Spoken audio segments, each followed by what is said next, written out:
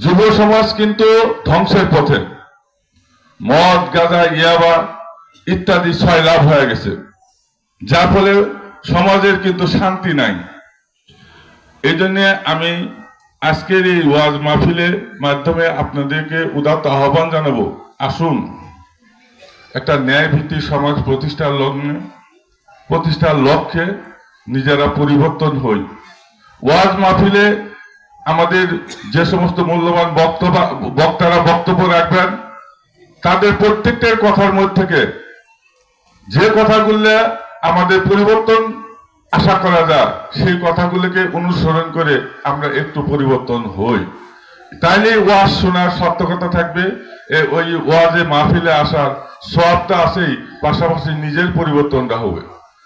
আমি আর বক্তা, আমাদের এখানে দ্বিতীয় বক্তা আমাদের হাফেজ মাওলানা জুবাইর আহমেদ সাহেব আছে এখানে, তাকে সামনে রেখে কথাগুলো না বললেই ভালো হয়।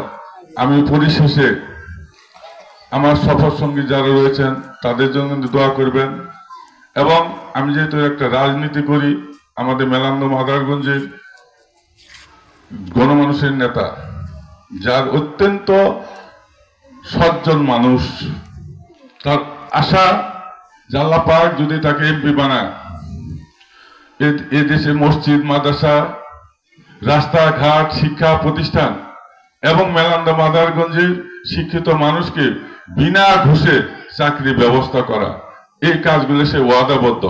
কাজে তার জন্য দোয়া করবেন, এবং সকলেই এই তার যে নিয়াত মুকসেদ আল্লাহ পাক যেন তাকে পূরণ করে, এই আশাবাদ ব্যক্ত করে আমার জন্য দোয়া চেয়ে সকলে সুস্বাস্থ্য এবং দীর্ঘায়ু কামনা করে, এবং আজকের যে ওয়াজ মাহফিল, এই মসজিদের উত্তরোত্তর সফলতা কামনা করে আপনাদের সকলের কাছে দোয়া নিয়ে সর্বশেষ বক্তার এবং দোয়া মাহফিল পর্যন্ত থাকবেন, এই আশাবাদ ব্যক্ত করে আমার কথা শেষ করছি।